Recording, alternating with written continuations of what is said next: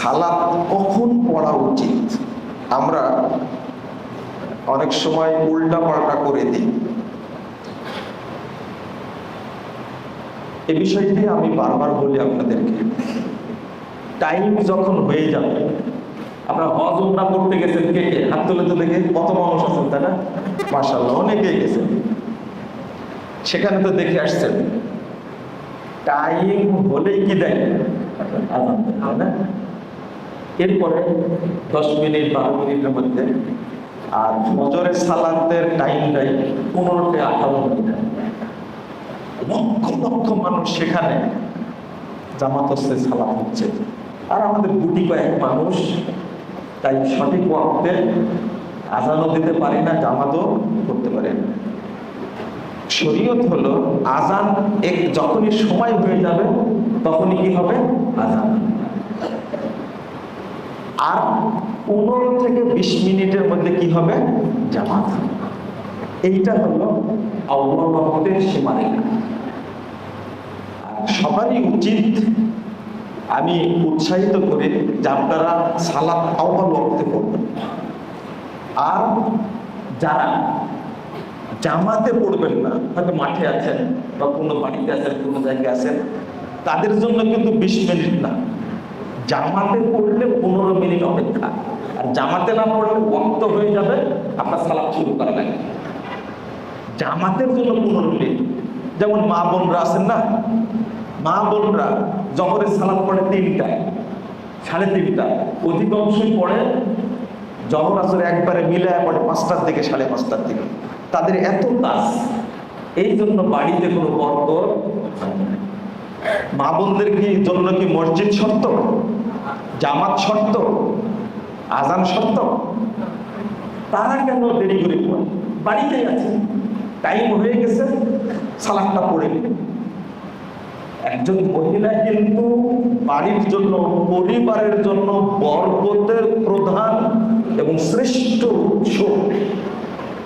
সেই মহিলাটাই সালাত পড়ে কখন? যখন মুনাফিকরা পড়ে। যখন কারা পড়ে? মুনাফিকরা পড়ে। কোন কাজের জন্য সালাতকে বিলম্ব করা যাবে না। আর আমি 4টা কথা বলি, এখন আর বিস্তারিত বলবো না, যেহেতু প্রশ্নের উত্তর দেব। 1, যে ব্যক্তি আউয়াল ওয়াক্তে সালাত পড়ে যাবে, ওই ব্যক্তির কবরে আযাব হবে না, আযাব হবে না। 2, ওই ব্যক্তিকে আল্লাহ জান্নাতুল ফেরদাউস দান করবেন। 3, এই মানুষটা প্রথম যে দলটি জান্নাতে যাবে, উদ্বোধন হবে, তাদের সাথে এই মানুষটা জান্নাতে যাবে। আর একটা বিনা হিসাবে জান্নাতে। আমরা কে চাই না বিনা হিসাবে জান্নাতে যাবে? আল্লাহ আমাদের তৌফিক দান করুন, আমরা যেন আউয়াল ওয়াক্তে সালাত পড়তে পারি। বাংলাদেশের আলহামদুলিল্লাহ বহু মসজিদে এখন জহরের সালাতের আযান ঠিক টাইম হবে। আজকে মনে হয় টাইম হচ্ছে কত আপনাদের? 3 না 4 এরকম। কিন্তু আপনাদের কাছে অনেক ভারী হয়ে যাবে, তাই না? ভারী করবেন না, আমি বলি আস্তে আস্তে বুঝাবেন মানুষকে।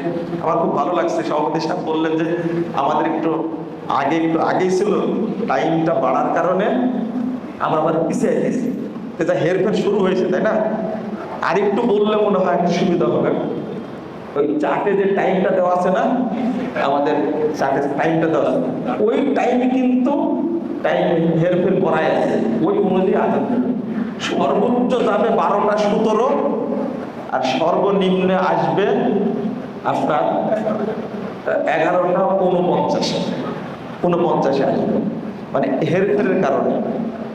আমি বলবো আপনাদেরকে যে চার্টে যে টাইমটা দেওয়া আছে, হারামাইনের টাইমের সাথে মিলাবেন, দেখবেন মিলে যাবে ইনশাআল্লাহ, এখানে কোনো ভুল নাই। আর এই যুদ্ধ আহলে হাদিসদেরকেই করতে হবে।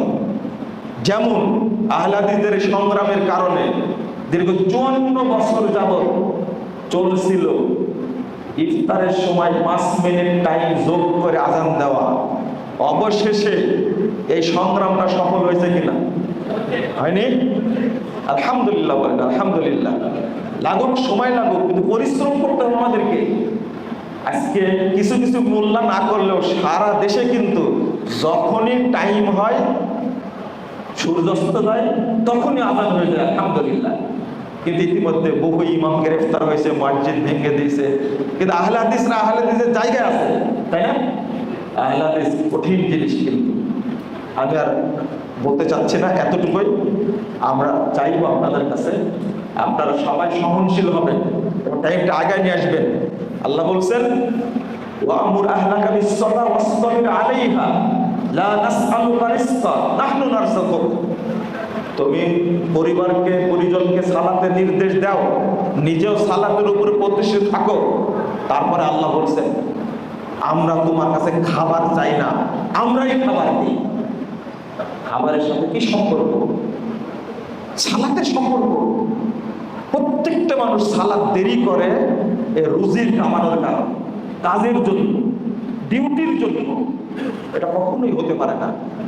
ইমাম সুফিয়ান সাউরি আয়াত পড়ে বলছেন, আল্লাহ বলছেন তোমাদেরকে, লা নুকাল্লিফুকা তাল্লাহ, তোমরা সালাত পড়ে ফেললে তোমাদেরকে রুজির সন্ধানের জন্য আর কষ্ট দিব না, রুজির দায়িত্ব আমি নিই। আর ইমাম ইবনে কাসির বলেছেন, ইজা আকামতাস সালাহ আতাকার রিজক মিন হাইসু লা তাহতাসিব। তুমি যখন সালাত শেষ করে দিবে, তোমার কাছে অটো রুজি চলে আসবে, কোথায় থেকে আল্লাহ দেবে তুই কল্পনা করতে পারবে না। সালাত শেষ, রুজি আসবে। আরেকটা জিনিস, মসজিদে ওঠার সময় কি বলেন? আল্লাহুম্মা ফতাহলি আবওয়াবা রাহমাতিক। আল্লাহ তুমি আমার জন্য রহমতের সব দরজা খুলে দাও। রহমতের যত দরজা আছে সব কানেক্টেড কিন্তু মসজিদের সাথে, মনে রাখবেন।